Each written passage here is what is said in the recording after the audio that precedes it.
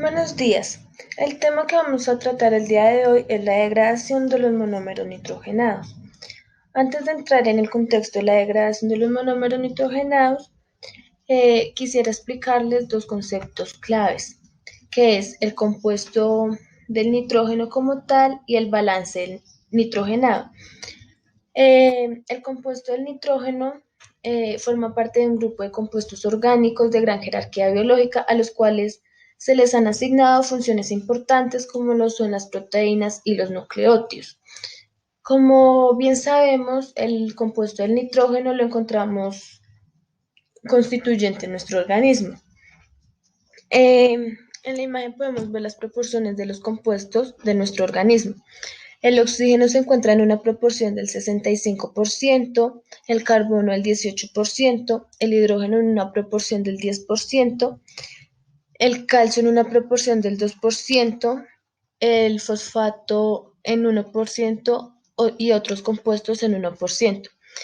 El compuesto del nitrógeno, que es el que estamos hablando principalmente el día de hoy, que se encuentra en una proporción del 3%.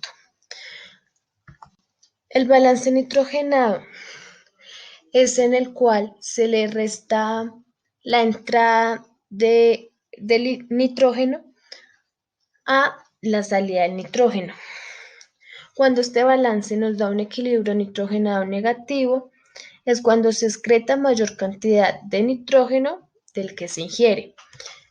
Algunos casos de el equilibrio nitrogenado negativo son la desnutrición proteica, la fiebre severa, la diabetes no controlada, el periodo postquirúrgico, los traumatismos y las quemaduras extensas, entre otros. Cuando este balance nos da un equilibrio nitrogenado positivo, es cuando lo ingerido supera lo excretado.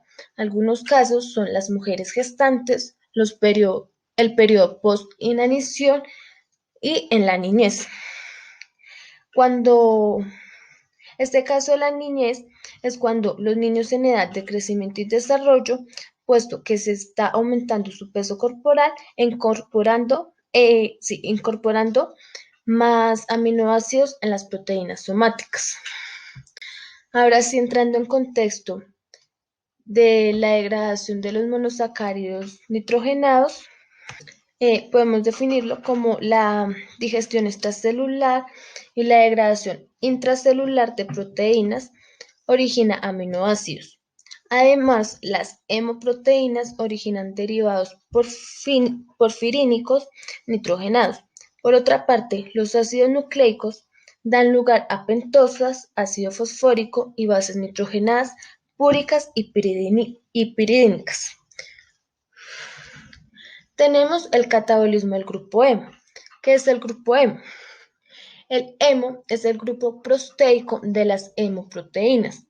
Estas proteínas se encargan de transportar y almacenar oxígeno, movilizar electrones y realizar reacciones de óxido-reducción.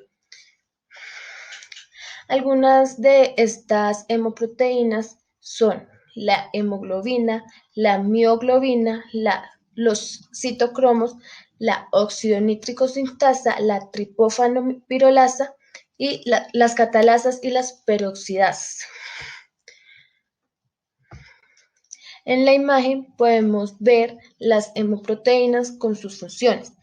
La mioglobina, la cual está en el almacenamiento de oxígeno en el músculo, la hemoglobina, la cual está en el transporte del oxígeno, el citocromo C, que se encuentra en la participación en la cadena de transporte de electrones, el citocromo P450, que está presente en la hidroxilación de xenobióticos, la catalasa, que está en la degradación del peróxido de hidrógeno, y el triptófano pirolasa, que lo podemos encontrar en la oxidación del triptófano.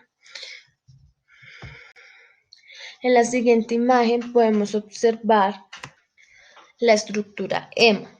Como anteriormente mencionaba, el hemo es el grupo proteico que se encuentra en una serie de proteínas, variando en cada grupo.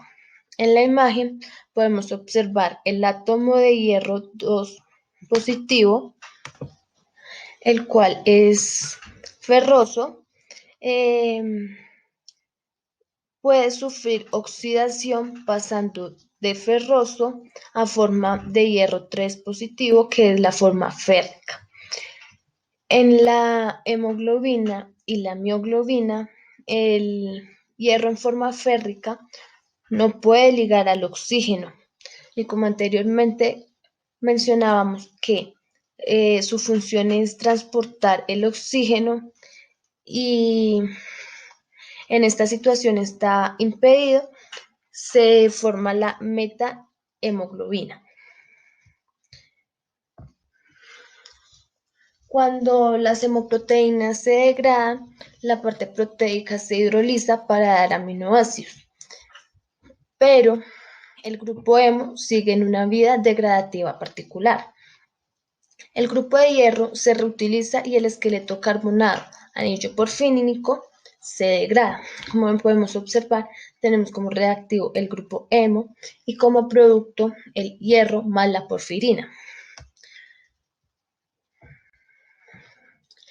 El anillo porfirínico se abre originando una cadena lineal de 4 pirroles. Como podemos observar, como reactivo tenemos la porfirina y como producto el CO o monóxido de carbono más la bilirrubina. La vía degradativa de las porfirinas comprende varios de estos compuestos pirrólicos, llamados genéricamente pigmentos biliares. El pigmento biliar más importante es la bilirrubina. Estos pigmentos se transportan por medio de la sangre, en donde el hígado los extrae para eliminarlos por la bilis. Es por este proceso es que se extrae su nombre. Como anteriormente mencionábamos, el pirrol lo podemos observar en esta imagen. El pirrol es un compuesto químico orgánico heterocíclico aromático. Es un anillo de 5 miembros con 4 carbonos, 5 hidrógenos y un nitrógeno. Los pirroles, además, son piezas para formar compuestos de anillos aromáticos más largos, incluyendo las porfirinas de hemo que mencionábamos anteriormente, las clorinas y bacterioclorinas de clorofilas y el anillo de corrina. Por otro lado, también tenemos el catabolismo de purinas y pirimidinas.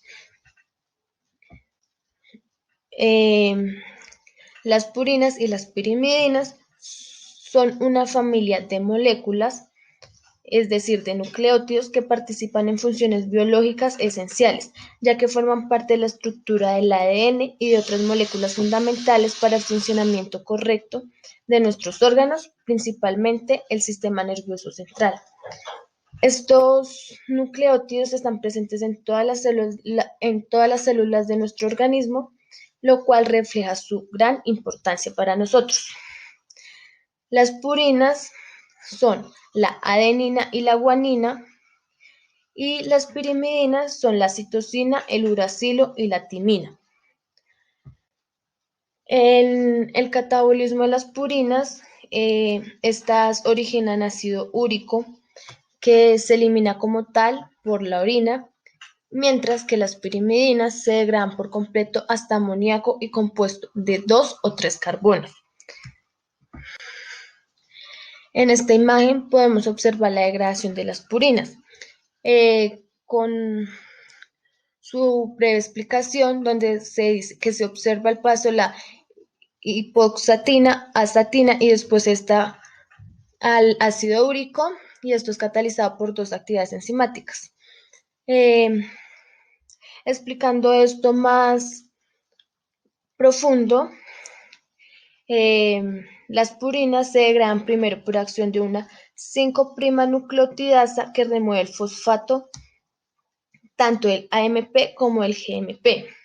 En la parte superior podemos ver que luego se elimina la adenosina el grupo amino por una adenosina diaminasa, dejando a la inosina, y luego la inosina posteriormente pierde a la ribosa con una nucleosidasa, dejando hipoxantina. Esta hipoxantina, por medio de la doble actividad enzimática representada por la xantina oxidasa y xantina deshidrogenasa, genera la xantina como intermediario para dar finalmente al ácido úrico.